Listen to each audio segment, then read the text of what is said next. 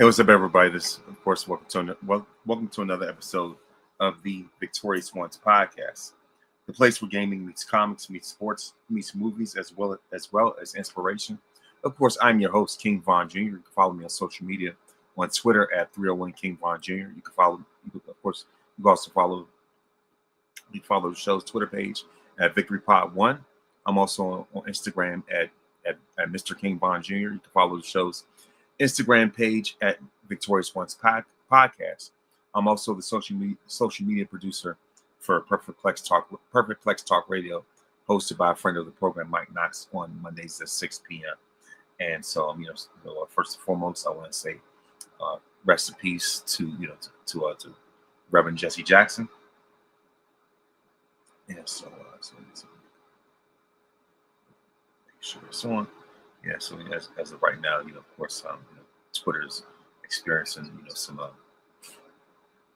so of course, right now, Twitter's experiencing, some streaming issues right now at the moment, but yeah, but like I said, of course, R.P. Jesse Jackson, a titan when it comes to civil rights. One of the last few, icons of that era, that was still with us. You still have Andrew Young, he's one of the very few. But obviously, of course, people want to say that Jesse was the last connection to Dr. King, even though Dr. King's his kids are still alive, very much, especially Bernice and Bernice and Martin III. So he still has representatives, among us. But yeah, like I said, Jesse Jackson, was a civil rights giant, a titan, icon, whose footprint and his imprint will forever be felt. And so of course, he's known for, the legendary speech "I am somebody," among many other things. Of course, the Rainbow Coalition, those two, presidential campaigns in '84 and '88, which changed, which changed the landscape when it came to, when it came to politics, especially when it comes to the Democratic side. I don't want to get into political conversation. I ain't doing all that right now. But just to recognize Jesse's impact. He's hosted Saturday Night Live before. Of course, Eddie Murphy has done a skit making fun of him before. It was hilarious. And Jesse's of course established the blueprint for for someone like Barack Obama when it comes to a black presidential candidate. Of course, Obama went above and beyond and won, not once but twice. But yeah, like I said, as far as that, Jesse's contributions, he's been on Sesame Street before. He's been on Different World, all these different type of things. He's even partnered with WWF, where at the time it was a Headlock for Hunger. So there's even a book that's written about him by Abby Phillip. It's out now, and it was chronicling those two, campaign runs. But yeah, like I said, someone whose shoes are large, too large to fill. You know what I mean? And him and Marion Barry, real tight with each other. There's even a picture that's been floating on the internet, of them playing basketball together. Back in 1989, and Jesse even played basketball with one-on-one with Marvin Gaye before. You know what I mean? So he's definitely, of course, a cultural icon. Not just a civil rights leader. Just among many things. Matter of fact, I even met Jesse's son before. It's like on a one year, like a Halloween, about like 2003, I want to say. Out here in DC and Georgetown. And it was quite an experience. It was hilarious, actually. So yeah, like my dad was with me that night too. But other than that, Jesse will be very much missed. And he made his contributions and his impact and his footprint continue to live on. Yeah, and of course, rest in peace to to movie legend and icon Sir Robert Duvall, who's known for films from To Kill a Mockingbird, the Godfather franchise, Apocalypse Now, and of of course, the legendary phrase, I love the smell of napalm in the morning. I never knew what napalm was until I heard that. And so yeah, like I said, Apocalypse Now, legendary movie with him, Marlon Brando, Martin Sheen, and even a young 18-year-old Lawrence Fishburne. You know what I mean? So his catalog is runs deep.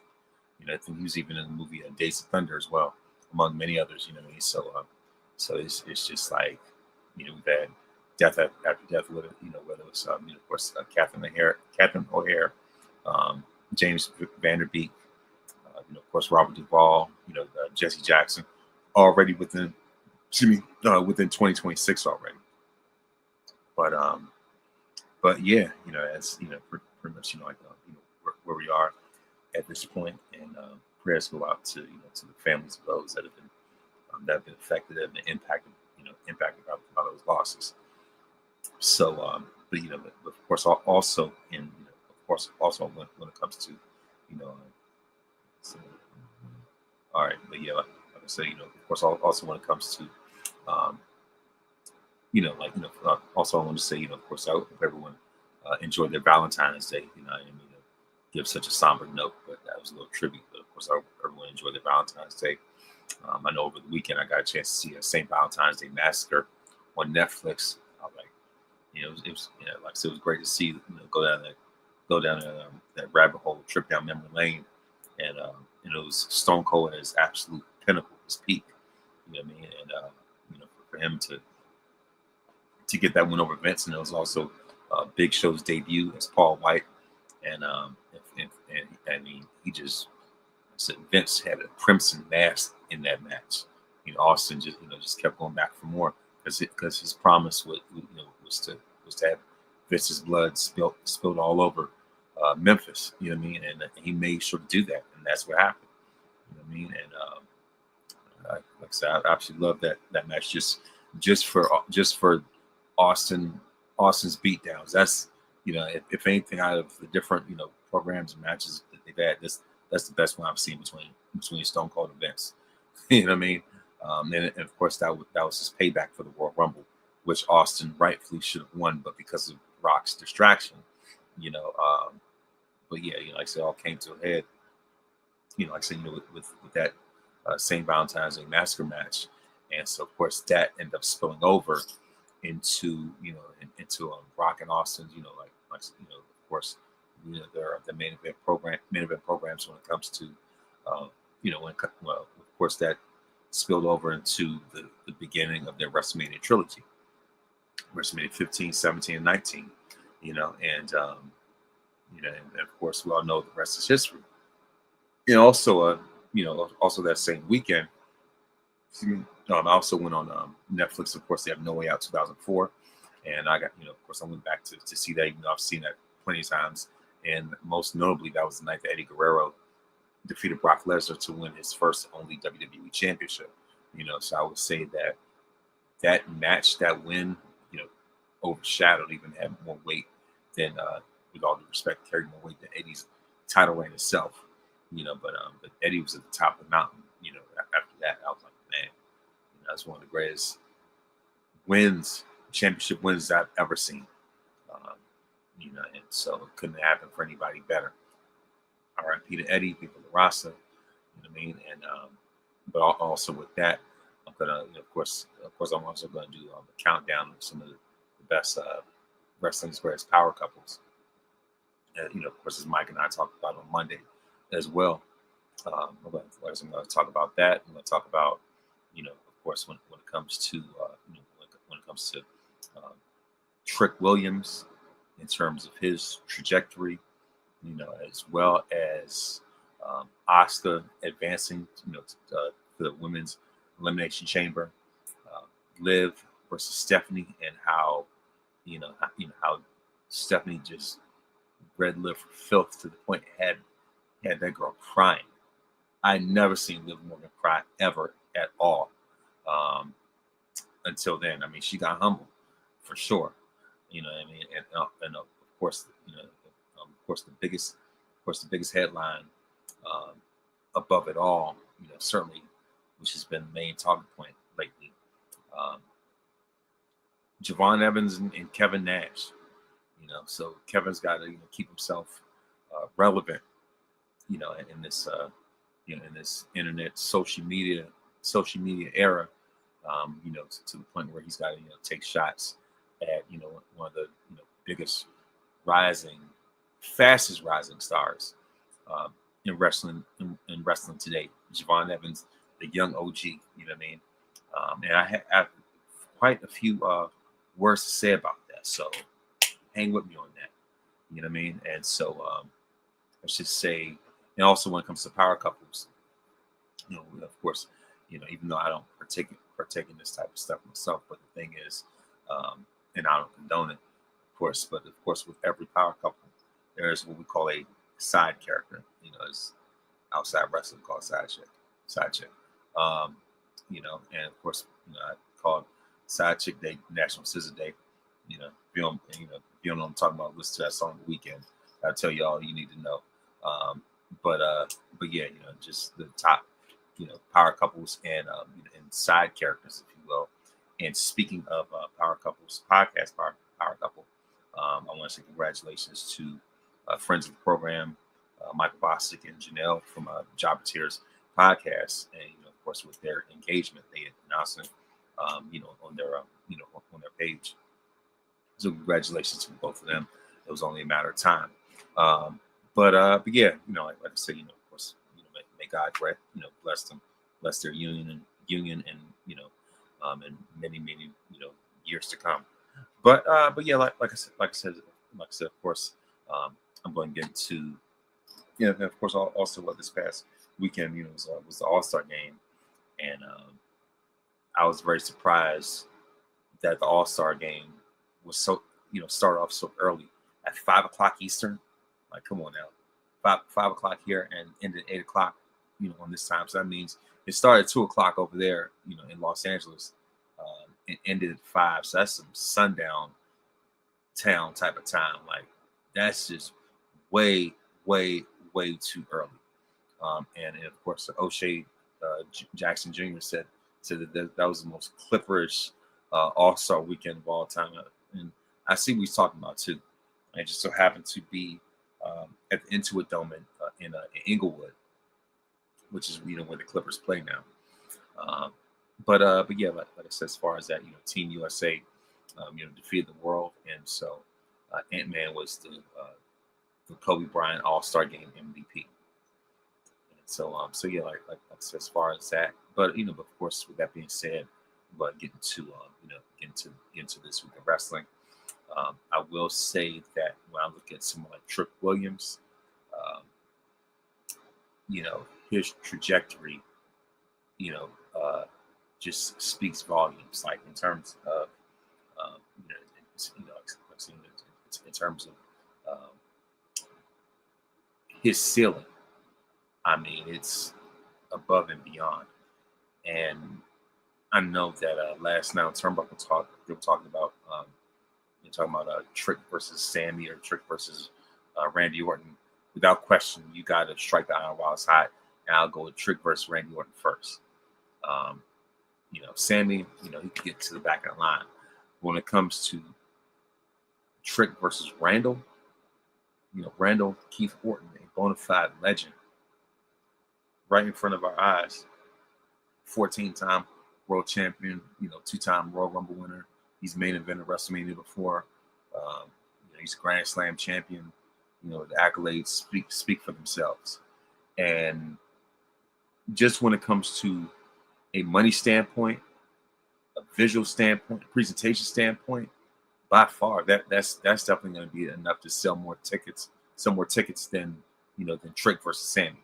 Even though Trick has been degrading, verbally dressing Sammy down, but I think just when it comes to what match has the aura factor is definitely Randall versus Trick, and Orton has shown that that he's a big Trick Williams fan.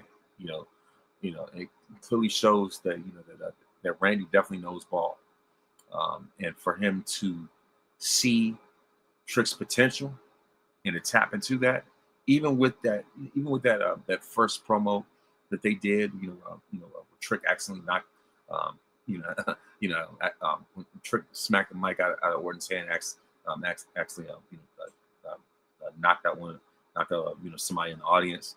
I thought that was hilarious. But but at the same time, you just even with something minute like that, that still didn't take away from the moment. It was the best first impression, one of the best first impressions that you could give. Especially when it comes to Trick's transition to the main roster.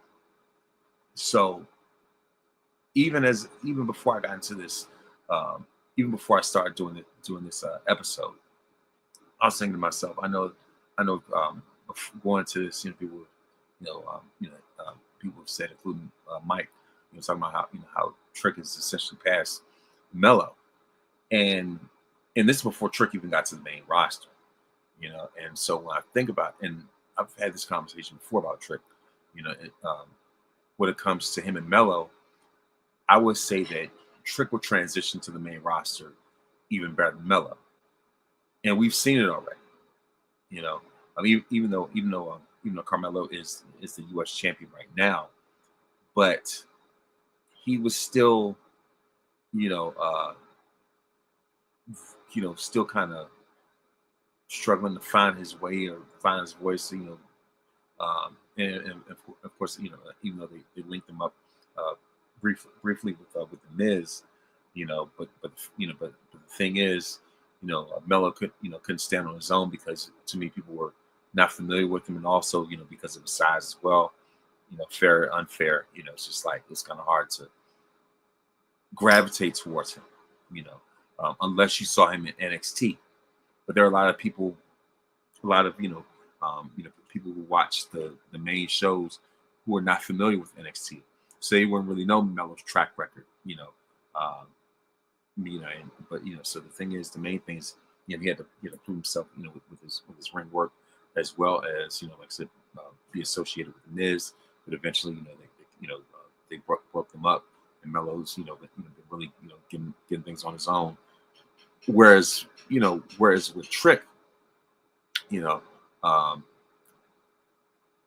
was able to do that. Like I said, Trick was able to make that splash, without some of those hangups. Automatically, it's just like when you saw Trick, he's like an eye magnet, meaning, the eyes automatically gravitate towards him as soon as you see him. As soon as you see him walk through the door, that presentation right there, that's money right there. As he calls the lemon pepper steppers. What I mean? It's like this dude has aura. I'm talking about, with the white fur coat. Not sure if it's mink, but like I said, the white fur coat, the white pants, the white shoes, as he calls them, the lemon pepper steppers. So that's exactly what they are. Lemon pepper steppers. You know what I mean? And so that's definitely become a thing for him as well. And that's become a signature for him. Obviously the song "Whoop That Trick," which is inspired by Hustle and Flow. You know what I mean? Trick Willie Dynamite, as I like to call him. So Trick is really tap into, that Dolomite, Willie Dynamite, type of thing going from Trick James, whatever. You know what I mean? So yeah, you know what I mean? So it's just like that's like I said, when I see Trick, that's who he reminds me of. And so many people, like I said, just are drawn to him. He has a certain cool factor that not a lot of wrestlers have. Even dudes with longer careers do not have the same coolness or aura that Trick has. This dude came to the Royal Rumble with the fur coat on. I mean, and in Saudi Arabia with a fur coat. Who else does that? And so, I can see him and Lash being a future power couple. And and so, like I say, when it comes to, just when it comes to his marquee value, is right there. It's only I'm looking for for the day that that Trick stands face to face with Dwayne, and what type of exchange that's going to be, because that's something that will really elevate Trick even more, and his trajectory. I mean, his trajectory just speaks volumes, man. That guy. What else can be said about him that hasn't been said already? You know what I mean? Trick, even though Mello says it, but Trick is really, really him for sure. When I see, the torchbearers coming out of NXT, who are, who have, whatever it takes to be the next face of the company or next champion, if you will, is also going to be between him and Obafemi. You know what I mean? And Javon Evans has an excellent, upside as well. I mean, he's going to be in the elimination chamber. You know what I mean? But yeah, so he's already been positioned for that already. But yeah, but other than that, like I said, I digress. but yeah, like I said, sky's the limit to infinity and beyond for a guy like Trick.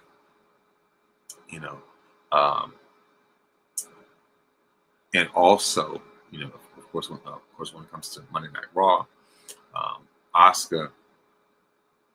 Actually, no, let me go back to SmackDown. Especially when it comes to, like I see, when it comes to this whole, I already mentioned before, when this whole Raheem thing, and it's even got time to, what I'm going to say about Kevin Nash as well, is that it's a situation where an internet joke,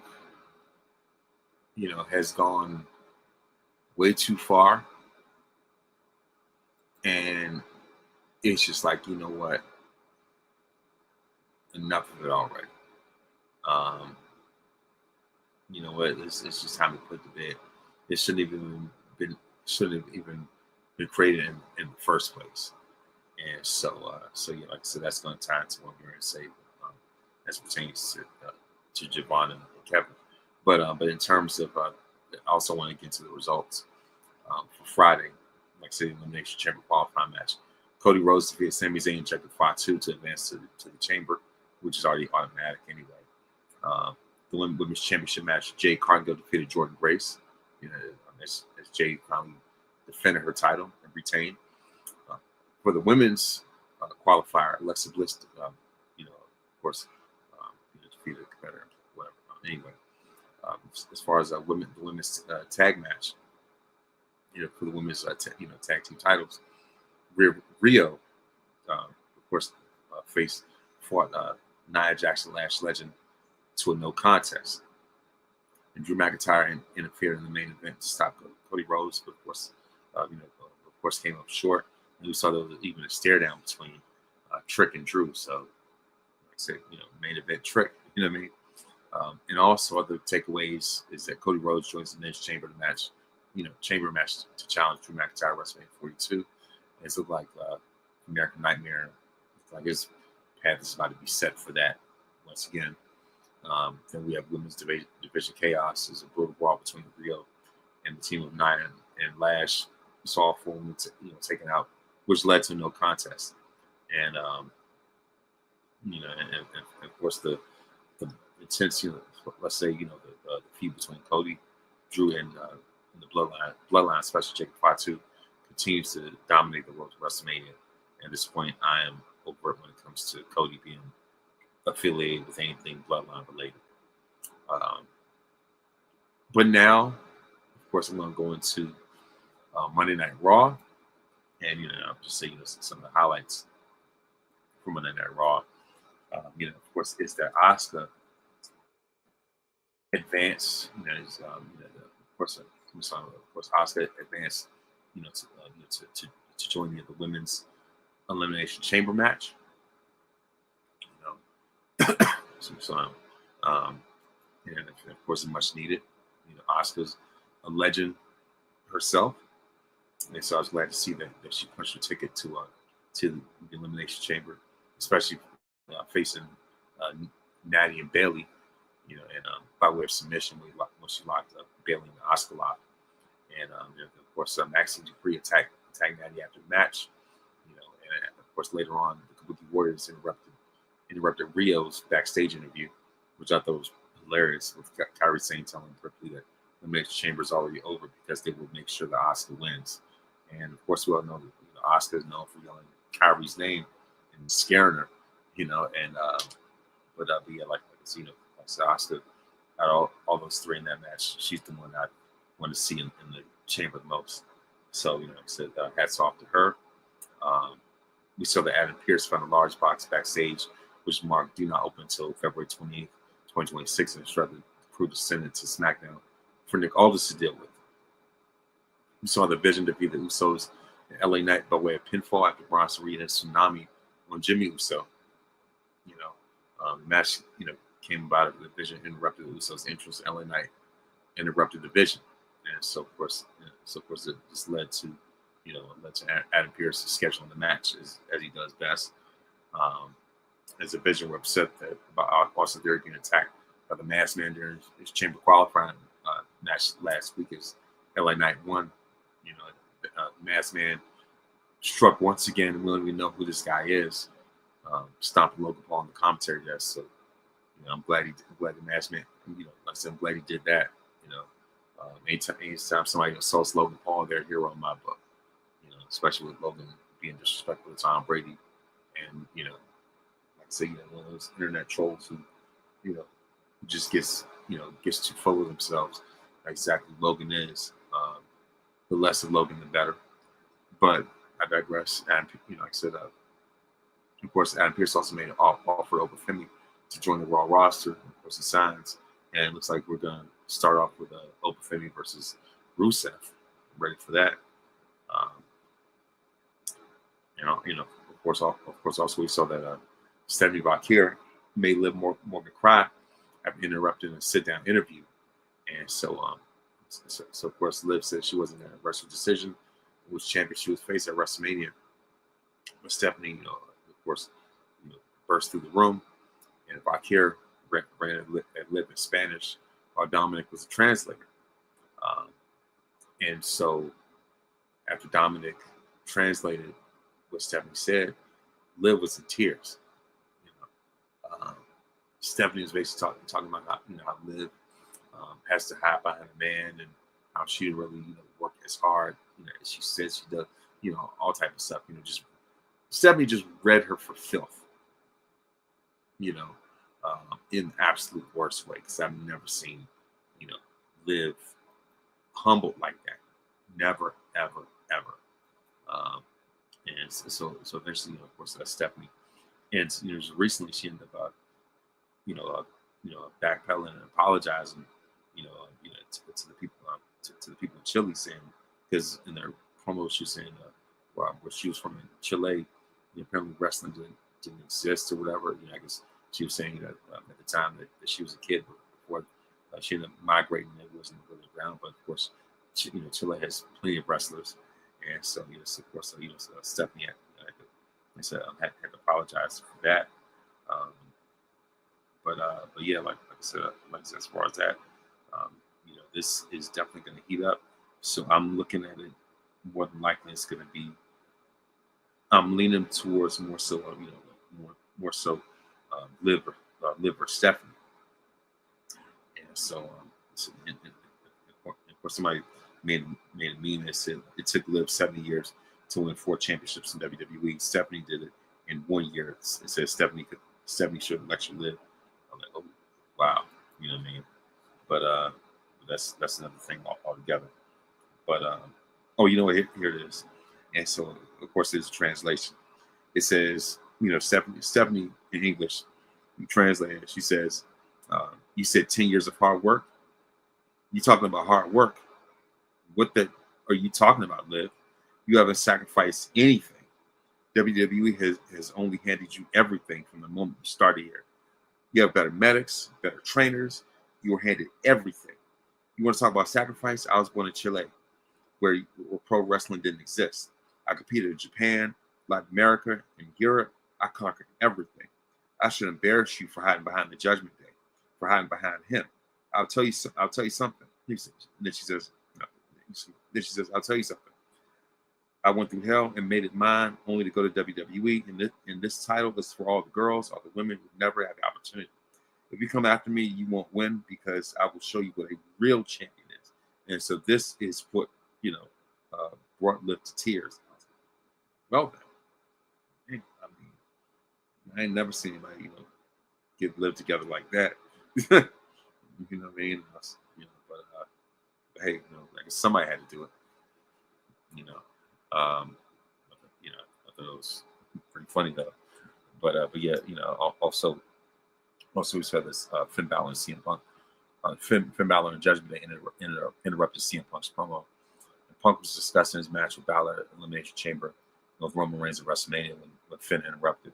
And Balor said that to be the best in the world, you have to travel the world, doing the things that he's done, which means he deserved that title, not Punk. And of course, Balor talked about training dojos and all that stuff. Of course, Punk says that Balor did those things without the help of the Judgment Day, or an anchor around his neck. They definitely are an anchor around Finn's neck. Then Punk turned his back, offering to let the Judgment Day, Finn, Dominic, and JD, jump him and jeopardize Balor's title match. And of course, Finn those teammates back before Punk left the ring with the microphone in Balor's chest. But I did like the way that that Punk clapped back at them, and of course talking about how Dom doesn't even defend the title, doesn't even do anything, and how JD needed help getting to the ring because his head was so big, but yeah, like I said, as far as that, it's going to be Punk versus Finn for the title, and I'm looking at it as Judgment Day interfering, and I think there's going to come a point where eventually Judgment Day is going to break up and implode anyway. So why not do it now instead of just having it drag on even more with Finn having little to no chance of getting that title. I feel as though Finn's ship has kind of sailed. He's constantly living off of who he was in NXT and and living off of who he was as the Demon, even though he really just living off that 2016 time, from the time they beat Roman and also became a Universal Champion and stuff like that. But it's just like so many other people have eclipsed him within that 10-year span. And like I said, that ship has sailed, and so he's certainly not a Daniel Bryan type that has collective support from fans all across, especially on the internet. Finn doesn't have the type of support, so whatever. But yeah, and of course later JD was frustrated with Finn for not allowing him to attack Punk. But Balor said that if McBobblehead wanted to help, he'll stay out of it. But yeah, we also saw the Intercontinental Championship #1 contenders match as Penta defeated Ronda Americano by way of pinfall, the Mexican Destroyer. The original Ronda Americano came in during the match to take out Bravo and Rayo before also hitting Chaos Theory on Americano after the match. And it's obviously the original Americano's Chad Gable, so pretty much there you go. Also, the AJ Lee attempted to lure Becky Lynch into a fight by talking about how she was gone for 10 years and Lynch still hasn't caught up to her because fans like her better and buy more of her merch, whatever. I mean, if you want to say that, after Lynch came to ringside, Lee offered to throw hands and said she even let Lynch take the first shot. Becky entered the ring, bought up a fist, but instead left, saying Lee was just looking for an excuse to get out of their match in the Elimination Chamber. And so at this point, I'm looking for Becky to get the W on AJ. And for AJ to say that even though she's been gone for 10 years, Becky still hasn't caught up. I mean, as far as I'm concerned, Becky clears AJ's legacy altogether. Becky Lynch clears AJ Lee's legacy whatsoever. It's not even close. You know, so it's not like, Liv. I mean, it's not like AJ has been gone for 10 years and left just this really high standard or whatever. Like indelible marker, whatever the case is. Like, come on now, Becky's eclipsed her 10 times over. You know what I mean? AJ was cool for for the moment, but with the way the wrestling life cycle moves so fast, AJ's pretty much become it's from a bygone era at this point. Even though her and Becky are the same age, and Becky's 2 months older than her, but but the thing is, because AJ was gone for so long. Like I said, AJ, as cool as she was, she's not on the same planet as Becky Lynch's, Charlotte Flair's, Trish Stratus, China, Sasha Banks, whatever, what have you. They're top tier. Asuka, Bianca's cleared her and eclipsed her too. You know what I mean? Like, those are those are top tier names. Who have eclipsed her, especially from an in-ring standpoint. AJ was supposed to be this face of revolution and all that kind of stuff like that. But when it comes to match quality, these women have passed her by. It's so fast, it's not even funny. So for Becky to say that for AJ to say that Becky hasn't caught up, like, what are we talking about? Becky clears AJ Lee's legacy, just like how Roman Reigns clears CM Punk's legacy. Like, come on now. And Becky didn't even need 10 years to do that, the same way that Roman didn't need 10 years to clear Punk. So, what are we talking about? You know what I mean? But like I said, as far as, and of course, the main thing, congratulations to, of course, the main event, the young OG, Javon Evans, aka the 6'7" kid, as I like to call him, won his men's Elimination Chamber qualifying match as he defeated Dirty Dom and Gunther by way of pinfall after OG Cutter on Mysterio. And of course, even last week, Javon was the MVP, had the highlight of the night with the OG Cutter. Coming off the top rope, I said, this dude is just mind blowing. You know what I mean? And so of course, as Gunther was dealing with Dirty Dom, Dragon Lee flew in from the crowd to hit Gunther with the ring bell. With Gunther down, it came down to a brief sprint between Javon and Dirty Dom, which ended with with Evans and the OG Cutter to advance to the Elimination Chamber. And so like I see Javon Evans.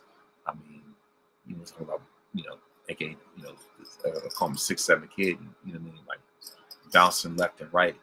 I mean, come on now. This dude's out of a comic book or something. This dude's got superhuman, leaping ability at this point. He's got Spider-Man's acrobatics, stuff like that. To the point where he probably even put Nightwing to shame. With the way this dude bounced around and he could put Daredevil and Nightwing to shame. With his athleticism and his acrobatics.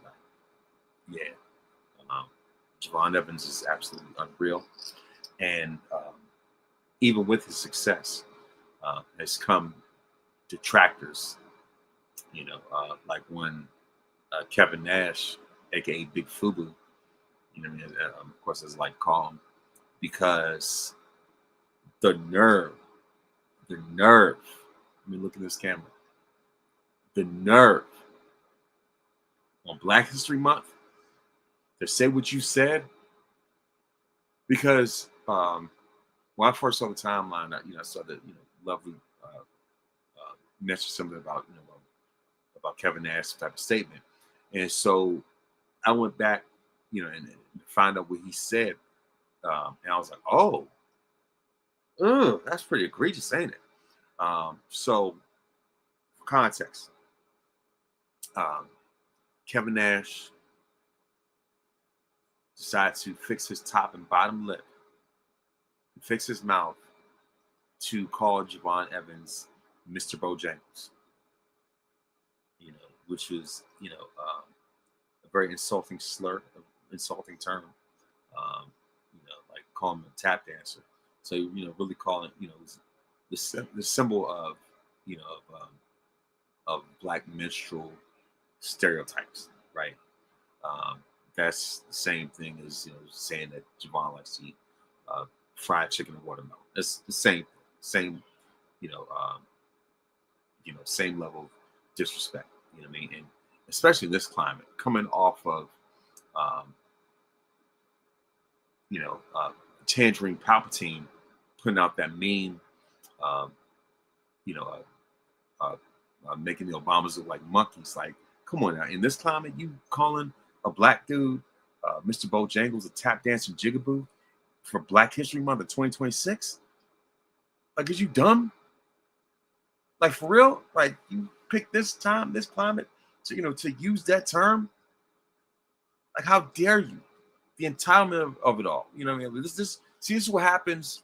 Like I say, goes back to even the Raheem joke, where people, certain people get, uh, hang around black spaces for so long that they get too comfortable. Kevin Nash felt way too comfortable. With all the FUBU he was wearing, him being from Detroit and yada yada yada, whatever, of course, being a big fan of hip hop and all this stuff, wearing bandanas, whatever, Wolfpack having rap entrance, hip hop entrance music, and all kinds of stuff. Like, nah, dude, nah. At the end of the day, he told himself. This dude told himself. Even with all the aesthetics, even with all that stuff, being familiar with black culture and coming from Detroit, like I say, all the FUBU in the world, all that type of stuff, does not change the fact that it's a 66-year-old white man calling a young black dude a tap dancing jigaboo. That's foul. There's no excuses whatsoever for that. And for the people who want to come on, my social media and my posts and stuff and try to justify that, absolutely not, absolutely not. Because, like I said, if that was the case, Kevin might as well have said, Javon, might as well, have fun, eating watermelon and getting KFC or something. I mean, something stupid like that. It's no different. It's no different. The most insulting term. It's like, all right, it's one thing if you want to give, feedback on how to improve, right?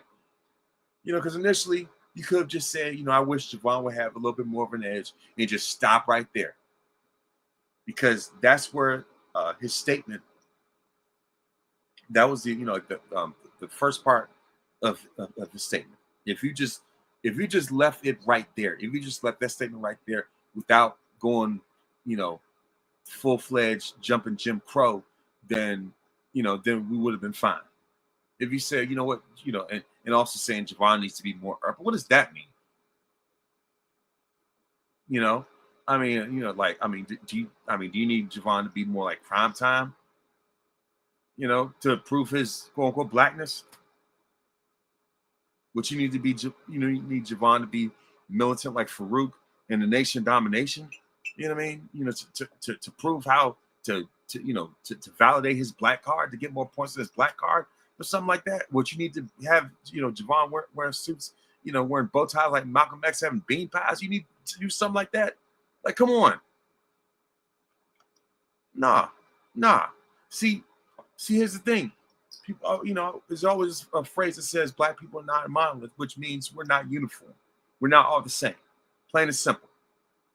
So Javon doesn't have to do, some type of minstrel show to prove his blackness. Javon doesn't have to have a gimmick, of some type of street thug, like some type of street dude, whatever, to prove his blackness. He doesn't have to be the next Crime Time. He doesn't have to be, and it was a meme that somebody, posted that, if it was Kevin Nash, it's how Javon would have been, and showed his picture of, old dog from Menace to Society. So I guess according to Kevin Nash, Javon's got to be like old boy from Menace to Society, to prove how urban he is. Like, come on now, with these urban coded language, like, dude, this is type of coded language that's been going on since the 80s when they were, just describing the two different forms of music. Mainstream, code for white music, urban code for black music. Come on now, like, you still using coded language in 2026? Like, come on now, like, what are we doing here? I'm almost running out of words, but the thing about it is that, Javon doesn't have to prove anything to anybody, especially dude like Kevin Nash. But like I said, Kevin got way too comfortable. At the end of the day, like I said before, regardless of how many tattoos that Kevin's got, regardless of how much FUBU and black clothing this dude wears, and bandanas, how long he grew his hair, no matter what, at the end of the day, never forget, this dude's 66 years old. He's older than Cornette. And he reminded you. This is his way of telling on himself. And it was highly disappointing. And to the point where he's drawing comparisons to Remick from Sinners. Because that's really what is coming off as. It's already bad enough, that they had, washed up Kid Rock, who's also from Detroit, by the way. Of course, people bring up how much of a culture vulture that this dude has been. Not, I don't want to take it too far with Kevin as far as that aspect, but Kevin was just very tone deaf, didn't read the room, and then his apology, whatever you want to call that, tried to backtrack it, was didn't do him any favors either. Make excuses, as to why Uncle Tom is an endearing term, why why it should be accepted, and all type of stuff. So you walk back what you said, but the apology is no better. It's like you dug a bigger hole for yourself. What was it? What? Yeah.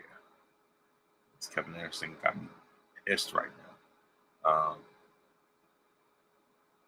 And he's since deleted it, of course, with the internet, of course, with the internet, they always have screenshots, so the internet never forgets. So once you put it out there, even after you delete it, that digital footprint is still there. And if anything, he should know better. And so I guess he figures that Javon's got to speak more jive and more ebonics. I guess he didn't watch enough of Javon on NXT, where NXT, where he can be serious when he needs to be.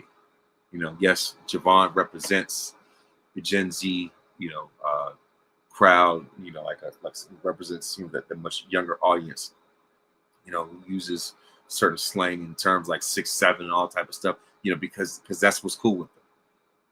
You know what I mean? So he represents that. So I feel as though it's good to have somebody, on TV, who could tap into that demographic, that could tap into that audience. And Javon is the face of that. He is truly the now and the future of the company. You know what I mean? And he's only 21, so let him live that out.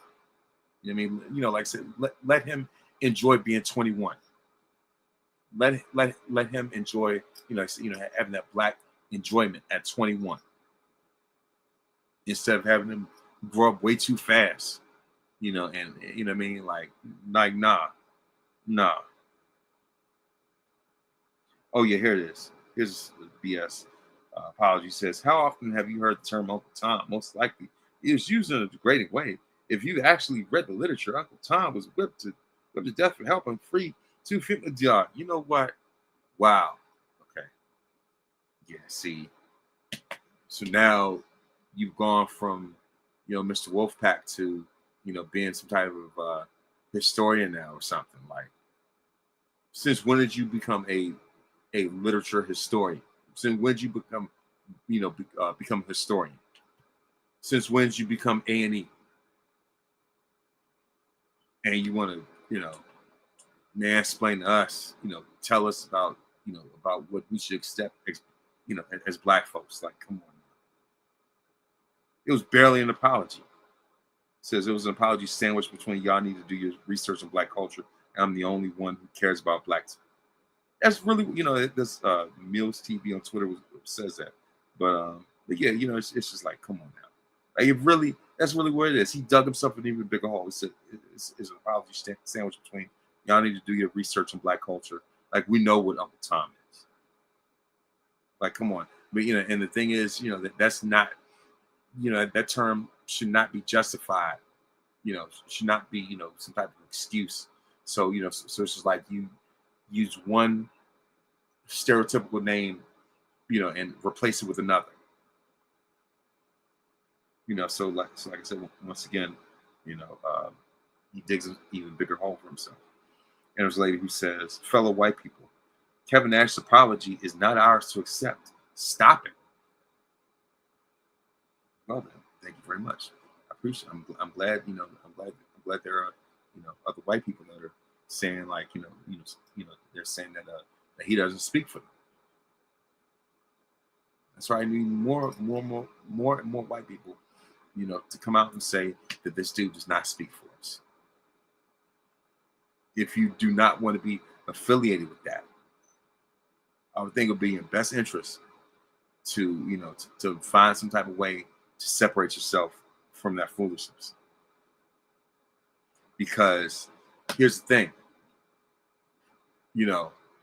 if Javon was the 1, 2, 3 kid, you would have no problem with that. You wouldn't say a word. You speak the world of him. You know what I mean? Like, you'd be endorsing him. All, like I said, if Javon Evans was the 1, 2, 3 kid, this would not be a conversation.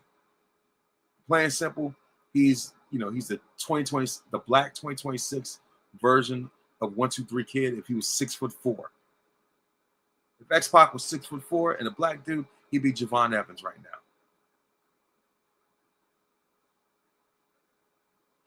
And and the thing at the same time, Javon has done things to X-Pac on his best they couldn't do. Now, like I said, if it comes to a critique, if somebody wants to say, that, if somebody wants to say, well, if Javon wants to prolong his career and add longevity, you might want to, turn the volume down on some of the moves. But I think over time that's going to happen. You know what I mean? Like, say, if you want to, minimize your risk of injury, you might want to turn the volume down, with some of those moves, because, his move set is not meant for a long-lasting career. But at this point, like I said, let him have all the fun that he wants to, because he's only 21, so he's going to recover quickly anyway. So, but yeah, what I mean? Like I said, he has done things that X-Pac couldn't even do. Like I said, like Javon Evans' dream matchups, I would say, would be Jeff Hardy and X-Pac and anybody else I could think of right now at the moment. But like I said, Javon and young Shawn Michaels, like I said, those are some great matchups I could think of. Like in terms of what he can do. And I'm gonna say this also. Even in Kevin's best years as Diesel, he could not touch Javon in that ring. Javon would have him spinning on his head like a break dancer. If not on his head, he had him spinning like Michael. You know what I mean? Like, come on now. Like Kevin, right, jealous and hating on him and wishes he could do the things that Javon could do, but can't. Even in his best years, even in his heyday as Diesel, he couldn't handle that dude. Come on now. And by the way, it's funny how Kevin's best matches are with guys, much smaller than him. Guys that are, that are, around, like I said, around Javon's weight, if not a little bit bigger. Like I said, dudes like Shawn Michaels and Bret Hart. As a matter of fact, Javon is one of Shawn's best students. How about that? And you talking reckless like this about him? Nah, absolutely not. Nah, because all I know is if that was me, I would have schooled Kevin, the same way that Road Dogg got schooled backstage, about systemic racism. Yeah, like, dude, come on now. 66-year-old man, born in 1959, grown up and lived during the era of civil rights and all this other type of stuff. Like, you come on, you knew what you was doing. You meant that. You feel as though you have all the material in the world and weaponize it. Nah, dude. Go take several seats, respectively. You and that whatever apology that you put out there. But yeah, also, also when it comes to NXT though, we saw that the Sol Ruka, is going to be facing JC Jane for the NXT Women's Championship, and of course Sol got jumped in only for Zarya to come in and save the day for her. You know what I mean? So we see that the feud between Miles Bourne and Ethan Page is heating up, more than ever before. You know what I mean? Just pretty much quick NXT news. And Keanu, Carter, this guy is going to be a force to be reckoned with. If Kevin Nash was, clutching his pearls about Javon, he ain't seen nothing yet when it comes to Keanu. And Keanu's a DC guy too, so shout out to him. So like I said, Kevin would really be terrified about that too. But yeah, but of course, I also want to talk about some of the greatest power couples and side characters. As we draw closer to the end. So I would say my top power couples in wrestling would be, of course, Ultimate Power Couple, Triple H and Stephanie. And Stephanie could fall under the side character, category too. But in this case, I have to say, Triple H and Stephanie because of what they've done. The McMahon Helmsley regime. Been WWF champion, the women's champion, and just also, just in terms of what they've done for the company and the industry in and of itself. In terms of their impact, that speaks volumes. It goes beyond just what they've done in the ring. You know what I mean? And of course, it spills over to their real life, relationship, them being married, having a family, all that stuff. So they're actual, power couple dynasty, if you will. So like I say, when it comes to that, absolutely. Also, I would say, at first I would have said Macho Man and Liz is number one, but as time has gone on, there's certain things about that dynamic that hasn't aged well, but they're still in the conversation. Like I said, Savage and Liz, I'll say are behind Trips and Stephanie. You also have, of course, Jimmy Uso and Naomi. I mean, that speaks volumes in and of itself. Congratulations to them, with their baby on the way. I would also go with, Bianca and Montez. You know what I mean? And of course, my prayers out with Bianca, EST. You know what I mean? Team EST as she, as she goes through her finger surgery and she's gone through doing physical therapy. I saw the video, of her therapy. It was hurt. It was painful. I was hurt for her to see her go through that. Man, can't even think about it right now. So yeah, like I said, with them, I'll even of course even with Seth Rollins and Becky Lynch, they're definitely high in that conversation. highly in that conversation. I put them ahead of Bianca Montez. You know what I mean? And like I said, as far as that's concerned, what else? You know what I mean? So of course, even with Edge and Lita, even though they weren't, but of course, sometimes it's even probably even for the wrong reasons though at the same time. But and of course, we all know how that turned out, and what that did for Edge's career, and propelled him to be a main eventer in ways he could not be on his own. So it took him having a love triangle controversy in order to springboard to the main event. And Lita was the catalyst for that. Even though she's a side character herself. But yeah, those are some of the main power couples that that I would so that would include. I'm pretty sure I'm missing several of them, but and also even Trick and Lash looks like they're looking at what looking at what they could be, very much for the future, and I mean they're looking like a power couple right now, even for win the championships. Of course, Trick has already put a ring on it, and so and of course Booker T and Sharmell, King Booker and Queen Sharmell, another great power couple. You know what I mean? And of course, it looks like the NXT Performance Center is definitely been a place, for hookups, lately. But yeah, like I said, I would say that those are some of the ultimate, um, wrestling power couples that are, at the top of the head right now. Now, when it comes to side characters,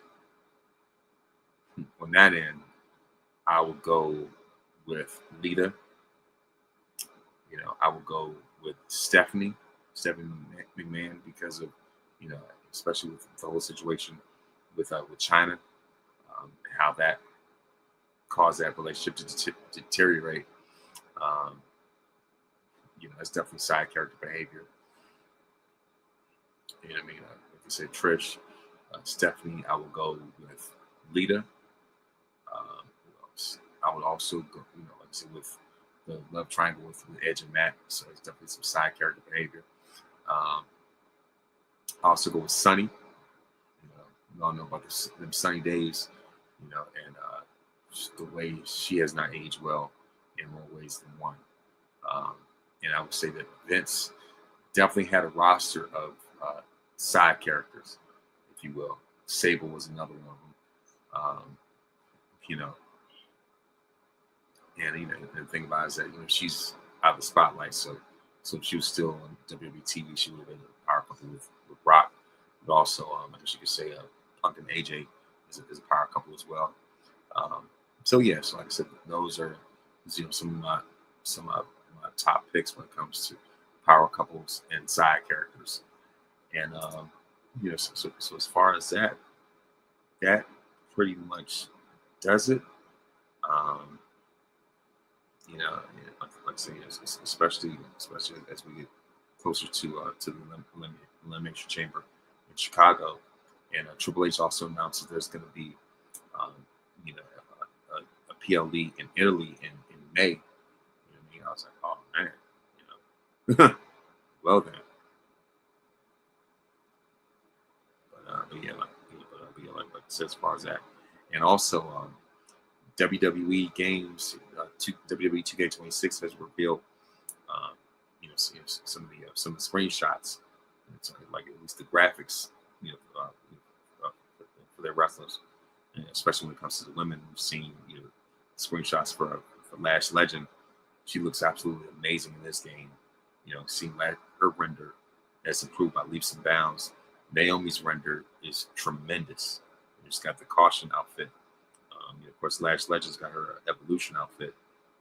When I see the renders for the women, amazing. Even Kalani Jordan, they got the texture, the hair texture is on point for every last one of them. I think from Naomi, Lash, Kalani Jordan, Jade, of course. Like I say, when it comes to the graphics, they're of course, Rhea Ripley, just seen hers just recently. I said they've really, really like gone above and beyond when it comes to these renders. In ways that I didn't think they would, do so even before. So recently, especially with these 2K games, their renders have improved significantly. Trish Stratus in the game, she's got her evolution gear. So yeah, Stephanie Rock here, evolution 2. Of course, Alexa Bliss, I've seen her render Io Sky. So yeah, for sure, that's definitely, like I said, of course, definitely on point. I look forward to to even more of what they have to offer in terms of these renders. And so, with that being said, I would say that that pretty much does it. I can't really think of too much off off the top of the dome right now. But yeah, of course, February 17th. Of course, the greatest of all time, Michael Jordan, turned 63. Football icon, the late great Jim Brown, would have turned 90. Of course, of course, February 18th, Dr. Dre turns 61. On February 19th, Smokey Robinson turns 86. Cynthia Bailey turns 59. And of course, legendary supermodel Cynthia Bailey, of course, Motown icon Smokey Robinson, for the record. Like I said, Smokey turns 86. Cynthia Bailey turns 59.